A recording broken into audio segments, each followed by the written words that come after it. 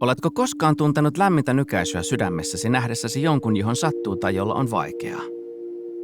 Se on myötätuntoa. Halua olla ystävällinen ja hyväksyvä muita kohtaan ja tukea heitä. Vaikka osaankin osoittaa myötätuntoa muille, olen oppinut jotain melko siistiä viime aikoina.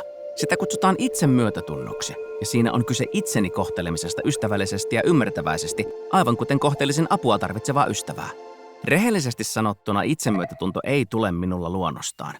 Joskus sanon itselleni jotakin melko ilkeää ennen kuin edes huomaan tekeväni näin. En haluaisi jonkun muun puhuvan minulle samalla tavalla kuin miten puhun itselleni joskus, erityisesti silloin kun olen jo alakuloinen. Joten tutkiessani itsemyötätuntoa lisää löysin kiinnostavaa tietoa tohtori Kristen Neffiltä. Hän puhuu itsemyötätunnon 3 tärkeästä osasta: tietoinen läsnäolo, ystävällisyys itseä kohtaan ja yhteisen ihmisyytemme tunnustaminen.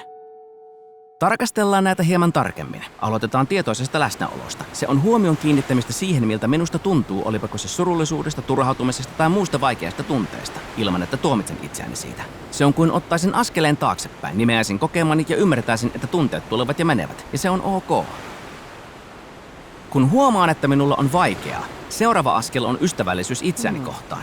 Sen sijaan, että olisin ankara itseäni kohtaan möhliessäni, opin olemaan lempeä ja kannustava aivan kuten olisin ystäväni kohtaan, jolla on rankkaa. Kyse on siitä, että kohtelen itseäni samalla huolenpidolla ja halulla auttaa kuin mitä tarjoaisin jollekin minulle tärkeälle henkilölle. Ja lopuksi yhteisen ihmisyytemme tunnustaminen. Tämä on tärkeä.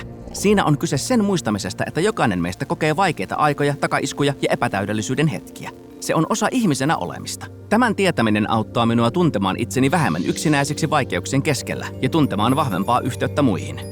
Ottaen huomioon kaikki nämä elementit, nyt kun minulla on vaikeuksia, yritän huomata sen ja suhtautua itseni ystävällisellä tavalla.